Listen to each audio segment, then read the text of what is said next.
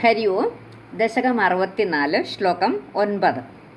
സ്ഫുരത്പരാനന്ദരസപ്രവാഹ പ്രപൂർണ കൈവല്യമഹാപയോധോ ചിരന്നിമഗ്ന ഖലു ഗോപസംഘാസ്ത്വയൈവ ഭൂമൻ പുനരുദ്ധൃതാസ്തേ. പദച്ഛേദം. സ്ഫുരത് പര ആനന്ദ. സ്ഫുരത്പരാനന്ദ. സ്ഫുരത് പര ആനന്ദ. സ്ഫുരത്പരാനന്ദ രസ പ്രവാഹ പ്രപൂർണ കൈവല്യ മഹാപയോധൗ.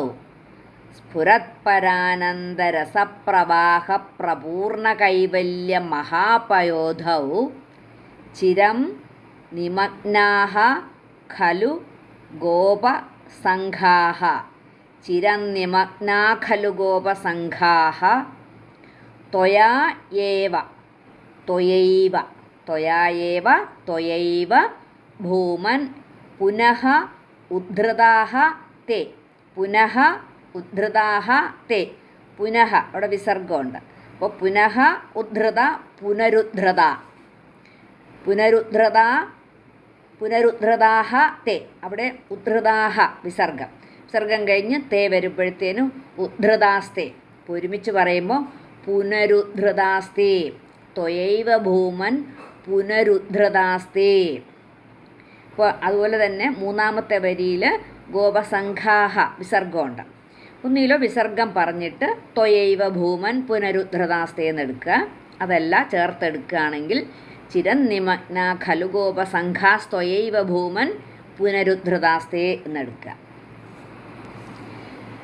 സ്ഫുരത്പരാനന്ദരസപ്രവാഹ പ്രപൂർണ കൈവല്യ മഹാപയോധൗ ചിരം നിമഗ്ന ഖലു ഗോപസംഘാസ്ത്വയൈവ ഭൂമൻ പുനരുദ്ധൃതാസ്തേ. ശ്ലോകം 9 അന്വയവും അർത്ഥവും. അപ്പോൾ ശ്ലോകം 8 നമ്മൾ പറഞ്ഞു ഭഗവാൻ തൻ്റെ ഈശ്വരഭാവം മനസ്സിലാക്കിയ ഗോപന്മാരെ അനുഗ്രഹിച്ചു എന്ന്. എങ്ങനെയാണ് അനുഗ്രഹിച്ചത്? ആ ഭഗവാന്റെ ആ സ്ഥാനം കാണാനായിട്ട് കൊതിപൂണ്ടവരാണ് ഈ ഗോപന്മാരെന്ന് കണ്ടിട്ട് മറ്റു ജനങ്ങൾക്ക് അനുഭവിക്കാൻ കഴിയാത്ത ആ സച്ചിദാനന്ദ രൂപം അവർക്ക് കാണിച്ചു കൊടുത്തു.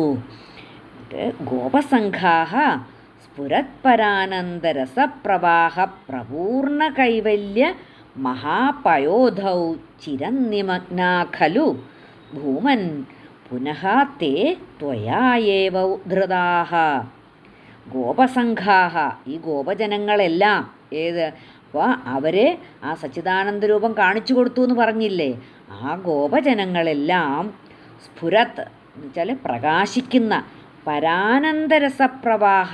പരാനന്ദരസപ്രവാഹ ആ പരമാനന്ദരസത്തിൻ്റെ പ്രവാഹത്താൽ ഈ ഗോപൻ ജനങ്ങളെല്ലാം പ്രകാശിക്കുന്ന പരമാനന്ദരസത്തിൻ്റെ ആ പ്രവാഹത്താൽ പ്രപൂർണ കൈവല്യ മഹാപയോധൗ. പ്രപൂർണ കൈവല്യ നിറഞ്ഞ ആ മോക്ഷമാകുന്ന വിശാല സമുദ്രത്തിൽ ചിരനിമഗ്നാഖലു വളരെ നേരം ആണ്ടുപോയി പോലും.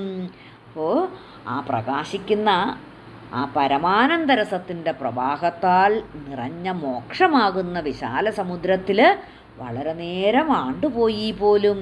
അങ്ങനെ അവർ ആണ്ടുപോയില്ലെങ്കിലല്ലേ ഉള്ളൂ അതിശയം. ഭൂമൻ ഭൂമൻ വിളിക്കുകയാണ്, സംബോധനയാണ്. ഹേ പരിപൂർണ സ്വരൂപ, അല്ലയോ ഗുരുവായൂരപ്പ, പുനഃ പിന്നീട് തേ ത്വയാ ഏവ ഉദ്ധൃതാഃ അവർ നിന്തിരുവടിയാൽ തന്നെ ഉദ്ധരിക്കപ്പെടുകയും ചെയ്തു. അവരെ തിരിച്ച് ആ മായയിലേക്ക് കൊണ്ടുവന്നാലല്ലേ പറ്റുള്ളൂ.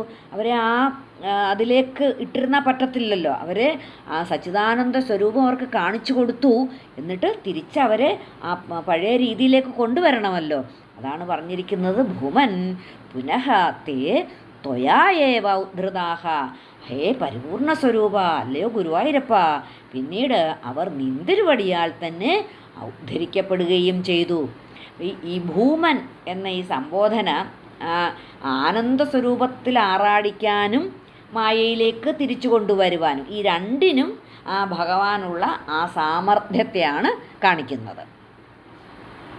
അപ്പോൾ ആ ഗോപന്മാരാകട്ടെ സദാ പ്രകാശിച്ചു കൊണ്ടിരിക്കുന്ന ബ്രഹ്മാനന്ദ സുധാരസ പ്രവാഹം കൊണ്ട് പരിപൂർണമായിരിക്കുന്ന മോക്ഷമാകുന്ന മഹാസമുദ്രത്തിൽ വളരെ നേരം മുഴുകിക്കിടന്നു.